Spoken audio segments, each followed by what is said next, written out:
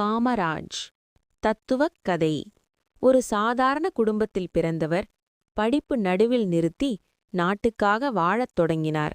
அவர் அதிகாரத்துக்காக ஓடவில்லை, மக்களுக்காக ஓடினார். முதல்வராக இருந்தபோது கூட அவர் மனதில் இருந்தது ஒரே ஒன்று: எப்படி குழந்தைகள் படிக்கணும். அதனால்தான் மிட் டே மீல் திட்டம் கொண்டு வந்து ஏழை குழந்தைகளுக்கு உணவும் கல்வியும் கொடுத்தார். அவர் வாழ்க்கை எளிமை, அவர் மனம் உயர்வு.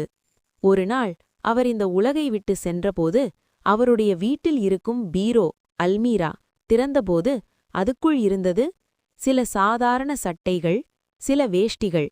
அதுவே பணமில்லை, பொக்கிஷமில்லை. ஆனா அவர் விட்டுச் சென்றது என்ன தெரியுமா?